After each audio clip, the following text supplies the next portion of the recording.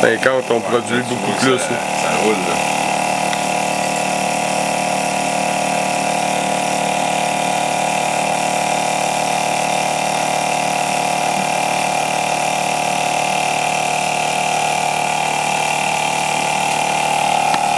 OK.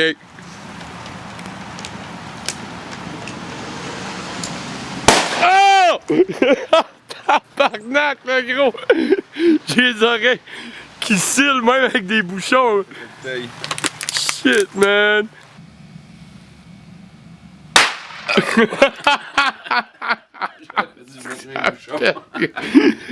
OK, on est prêts? Toujours prêt. Allume en haut, hein. Est allumé. Oh! T'es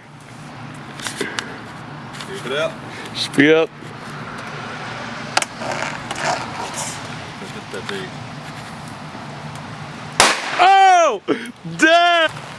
Holy fuck!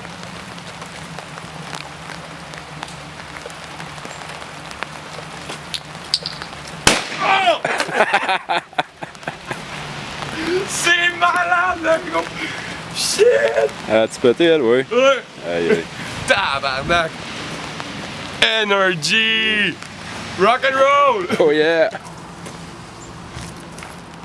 Je sais que ça a l'air du sensationnalisme, là, on fait péter des bouteilles, mais en même temps, je trouve ça génial parce que ça vous démontre le potentiel énergétique qu'il y a en arrière. Avec de l'eau, on peut faire ça, avec de l'eau. De l'énergie. Hein?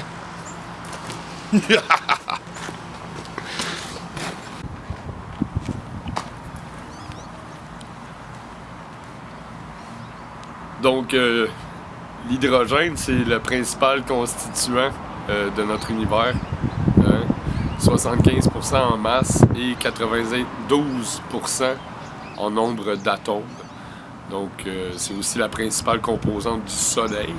Le Soleil est composé d'hydrogène, puis ça brûle, hein? Ça crée de l'énergie. Donc, si on peut faire de l'énergie avec une composante qui représente 92% de notre univers, ça serait bon de savoir s'en servir. Hein? Donc on retrouve de l'hydrogène sur Terre, c'est la principale composante de l'eau, hein? H2O. Et on arrive à en faire du carburant. Donc c'est assez intéressant. C'est aussi la principale composante des gaz interstellaires, des nébuleuses. La plupart des étoiles sont composées d'hydrogène. Donc, on va aller voir un peu comment est-ce qu'on peut s'en servir. Bon! Oh yeah! Tout d'abord, Fred, merci d'être avec nous autres. Ben, merci d'être venu me rendre visite. Ça fait un plaisir, bro. Ben, mais ça. On est... tu m'avais déjà parlé de ton générateur à hydrogène. Ouais, ça c'est mon deuxième. Là, on est dans ton petit laboratoire. Oui, je me suis fait un petit atelier là, dans ma chambre. Yeah, ouais. Nice. Fait que l'hydrogène, en fait... de ce que j'ai compris, que tu m'as expliqué puis que j'ai été chercher un peu les affaires, c'est que en faisant de l'électrolyse, en envoyant de l'électricité dans l'eau, oui, on arrive à casser la molécule en deux, à séparer l'hydrogène de l'oxygène. Ouais, la formule chimique de l'eau H2O. Pour en faire un carburant. Exact. Qui est infini. Et renouvelable. Et propre. Propre en plus. Oui. Fait qu'avec de l'eau, on arrive à faire un carburant. Exact. Ouais. Wow. C'est assez simple quand même, la pratique de ça. C'est très très simple. Tu peux prendre un verre d'eau du robinet, un petit peu de sel de table, 2 petites trombones, une batterie 9 volts. Tu fais de l'électrolyse, tu fais de l'hydrogène. Fait que la technologie de ça est très basique. Donc moi avec ça ici, c'est sûr que j'ai poussé loin dans tous les moindres détails, la qualité des matériaux. Ça a été coupé, mes plaques de stainless ça a été coupé au laser. C'est ça à coche. Là. Non, ben c'est assez quand même assez impressionnant. C'est ça. Moi, ça fait au-dessus de 10 ans là, que je travaille sur la technologie de générateur à hydrogène. Là. Ouais. À temps perdu, un peu comme une passion, de manière autodidacte. T'as des belles passions. On a d'autres. Cool au bout. Ben écoute, je vais prendre la caméra, je vais faire un gros plan. Tu vas nous expliquer un peu comment ça fonctionne. OK. Puis après ça, on va faire Des flamèches? Non, on va faire du feu. Yes, sir! Thanks, bro. Yeah. Et sécurité, on va se mettre des lunettes. Yes. Parce qu'on joue ici avec l'hydroxyde de potassium, du KOH. Donc, ça peut être un petit peu irritant pour la peau si jamais on en a dessus. Et à proximité aussi, ben, j'ai du vinaigre pour venir neutraliser cet acide-là en cas d'accident. Donc, c'est ça, on va expliquer un peu les composantes qu'on a ici. Principalement, ça, c'est le cœur de la machine, qui est le générateur à hydrogène. Que comme je disais, j'ai fabriqué là, les plaques de stainless à l'intérieur. C'est un type de stainless spécial que j'ai fait des traitements à l'oxyde d'aluminium, ensuite de ça à l'acide citrique. Ensuite de ça, ben là, on voit les plaques de plexiglas. Moi, j'aurais pu mettre ça, opaque, là, en d'autres types de plastique, mais j'aime bien le plexiglas parce qu'on voit au travers ce qui se passe dedans. Donc, le générateur à hydrogène, qui lui est alimenté par un CCPWM, ce qu'on appelle un Constant Current Power Module Control. C'est ce qui va venir contrôler le courant et le voltage à l'intérieur du générateur. Donc, on fonctionne ici en courant en électricité DC avec une batterie de voiture qui est ici juste à côté. Nice. Donc, c'est ça. Par électrolyse, mais on vient casser les molécules de l'eau. Hydrogène, oxygène. Donc, avec 1 litre d'eau, on peut produire jusqu'à 700 litres de gaz. Hey! Avec 1 litre, tu peux faire 700 litres Oui. de fuel! Ouais. Oh! Qui est C'est intéressant! Ça, mais ça, quand ce gaz-là brûle, zéro pollution, zéro émanation. La seule chose que ça va dégager, mais c'est de la vapeur d'eau qui va se recondenser. Puis ça peut marcher comme ça à l'infini. Wow! Ouais. Fait que c'est ça, générateur, mon module de contrôle. Ici, ben, j'ai mon réservoir où est-ce que je vais venir mettre mon eau. Puis c'est comme je disais tantôt, là c'est pas de l'eau du robinet, c'est vraiment de l'eau distillée, déminéralisée, de l'eau pure. Donc la formule chimique de l'eau H2O. En électricité, on sait que l'eau n'est pas conductrice, donc c'est pour ça que je viens ajouter l'hydroxyde de potassium pour avoir une bonne conductivité. Puis avec ce produit-là, mais on a un bon rendement. Là. Nice! Ensuite de ça, ben ici, il y a ce qu'on appelle le bulleur. Le gaz va venir s'échapper par, on appelle ça un muffler en bas, là, un peu le principe d'un aquarium, que ça fait des petites bulles. Donc le gaz va être comme filtré dans ce bulleur-là. Ensuite de ça, ici, ben, j'ai un flow meter là, pour venir voir le nombre de la production de gaz en litres minute. Puis ça passe ensuite par un déshydratateur, un assécheur, qui va enlever les traces d'humidité du gaz, s'il y en a. Puis ensuite de ça, ben là, on va avoir notre petite sortie de gaz ici. Puis t'as rajouté des petits non-retours, là? Ouais, ben c'est ça, j'ai des anti-retours de feu. Ça, c'est ce qu'on voit sur les soudeuses d'oxyacétylène, là. Justement pour éviter qu'il y ait un retour de feu à l'intérieur. J'en ai mis quelques-uns, justement par protection. Nice! Ouais. Fait qu'on part la machine? Ouais, on va commencer par ajouter notre solution. Faisons attention.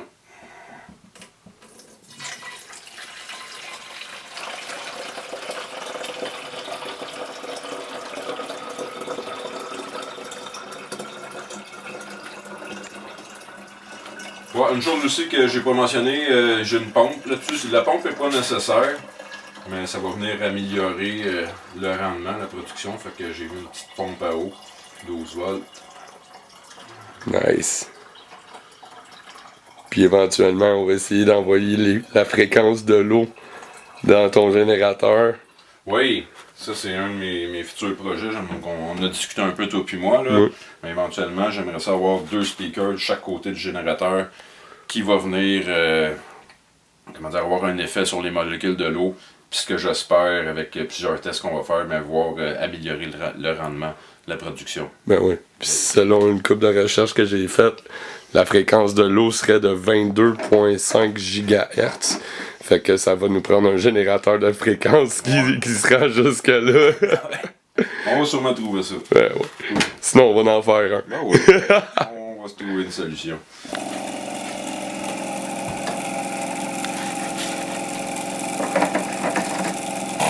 Oh yeah! Là, on voit les bulles qui sortent.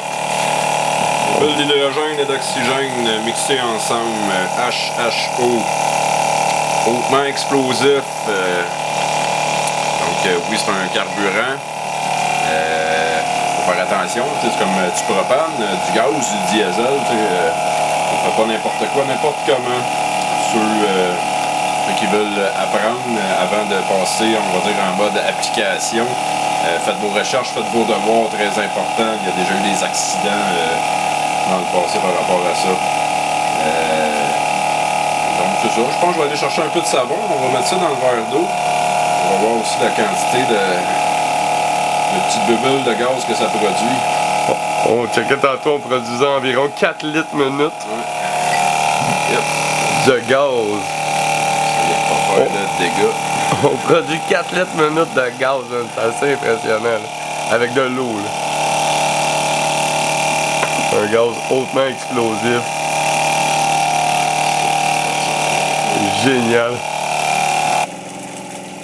Comme je disais quand la caméra était à off, si avec 1 litre d'eau on peut faire 700 litres de gaz, on s'entend qu'au prix du fioul, c'est en site à 1,60 le litre, ce serait le fun de convertir nos chars à l'hydrogène. Oh oui, ça serait le fun, mais ça, c'est beaucoup de personnes ont tenté de le faire. Il y en a quelques-uns qui ont réussi, dont Stanley Meyer. Je crois qu'il venait de Georgie, lui. Il avait fait le tour des États-Unis avec un dune buggy qui avait converti à l'hydrogène. Nice. Mais c'est assez compliqué maintenant de pouvoir installer ça sur un véhicule avec toutes l'électronique qu'ils ont mis sur les voitures, les oxygen sensors, les master flow, les ordinateurs de contrôle d'alimentation, carburant, essence. C'est ça qu'on disait hier, dans le fond, il faut que tu trafiques le computer du véhicule parce qu'à cause qu'ils ont mis des ordinateurs dedans, lui, il va s'ajuster en conséquence pour la consommation. Fait que finalement, ça devient pas plus avantageux parce que il comprend pas. Il est pas habitué d'avoir une si bonne qualité de combustion, d'explosion dans le moteur. C'est ça. Fait que ça fonctionne mieux avec les anciens moteurs des chars dans le temps qu'il n'y avait pas de computer. Ouais, les muscle cars là, ou les chars d'époque, ça fonctionnait à carburateur, pas d'ordinateur là-dessus. C'était straight pipe. Puis ça, avec les générateurs à hydrogène, il y a certaines personnes qui ont fait des tests qui ont des économies de carburant de 80 à 90%. Ouais. Donc, ça, c'est pour côté consommation de carburant. Mais sinon, on sait aussi que les voitures produisent du monoxyde de carbone, la pollution, tout ça.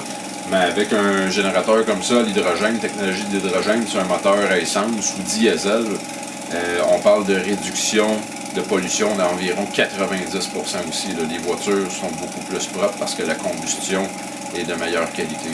Ça commence à être intéressant, là. Ouais. Tu sais, même on disait, hein, je parlais le gros fake avec les voitures électriques, les gens ils se donnent bonne conscience, ils disent « Ah, mais c'est écologique, ma voiture, c'est une voiture électrique, mais le lithium qu'ils font pour faire les batteries est plus polluant que le pétrole. » Ouais. Fait que dans le fond, c'est un gros fake, c'est une grosse façade de vouloir faire des voitures électriques en disant que c'est plus écologique puis plus vert quand que finalement c'est plus polluant les batteries au lithium que le pétrole lui-même.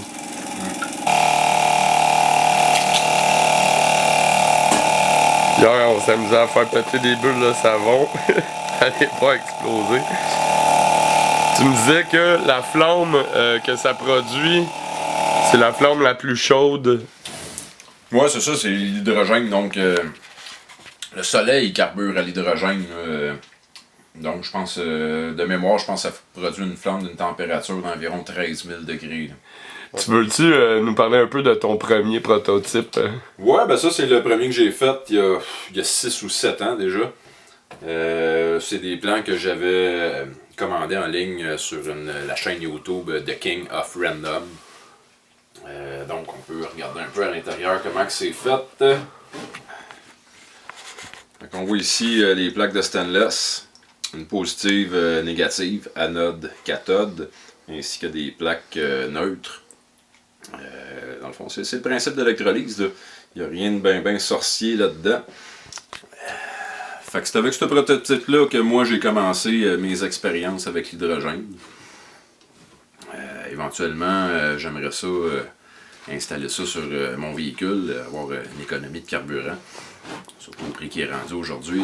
Exact. Ou une génératrice, là. Peut-être tu voulais faire peut-être fonctionner un moteur de génératrice à l'hydrogène. Oui, j'aimerais ça aussi combiner d'autres sources d'énergie propre, là, comme les biogaz. Là. Ça aussi, c'est un projet sur lequel j'ai travaillé quelques années. Autour des années 2006-2007. Enfin, c'est ça, des générateurs à hydrogène, c'est très simple à faire. J'ai parlé tantôt comme quoi qu'on pouvait faire de l'électrolyse d'hydrogène avec un verre d'eau, 2 trombones, une batterie 9 volts. Faites des recherches sur YouTube, il y a énormément de personnes qui en ont fait maison avec des pots maçons, des spatules à œufs en stainless. Il y a eu tellement d'expériences qui ont été faites là-dessus.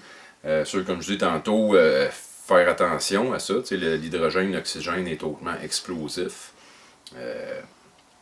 Faites attention, toujours penser protection, là, lunettes de sécurité. Ah oui, puis une chose très importante dans les générateurs à hydrogène, le gaz HHO doit être consommé au fur et à mesure qu'il est produit.